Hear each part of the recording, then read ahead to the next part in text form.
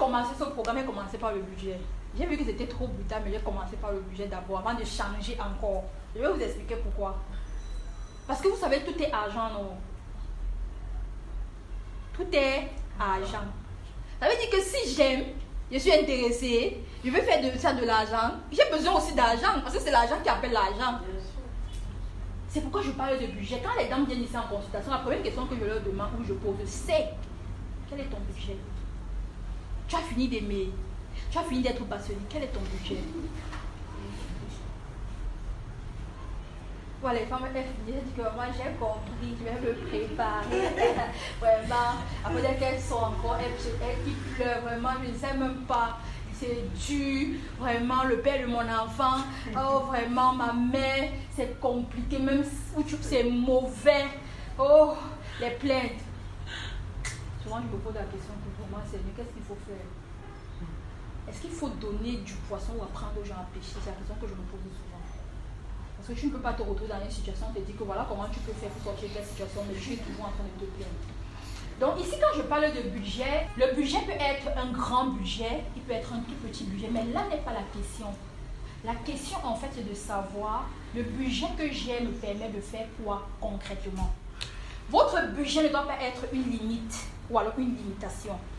Ça veut dire que quoi? Si vous venez, peut-être on vous parle des services, ainsi de suite, vous vous rendez compte que pour investir, il vous faut 500 000, 2 millions, 3 millions, 5 millions, dit n'importe quoi. Et vous vous dites, bon voilà, oh, moi je n'ai même rien, je me braque.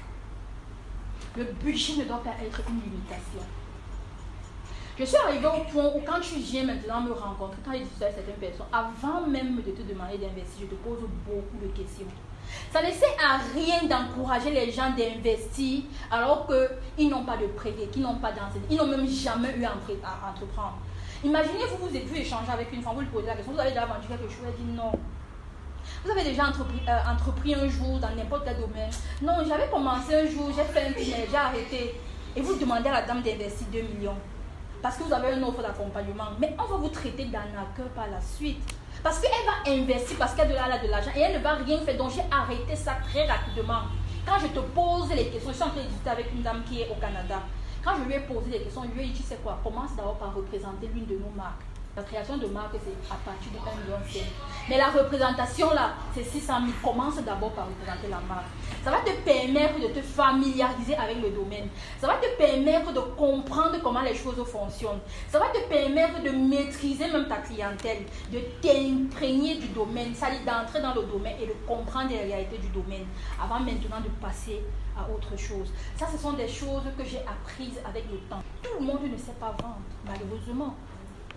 Quand tu vois la manière dont elle vend là, ce sont des stratégies.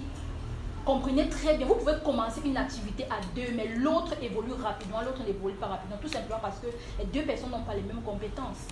Le problème n'est pas un petit budget ou un grand budget. Le problème est quelles sont tes compétences d'abord.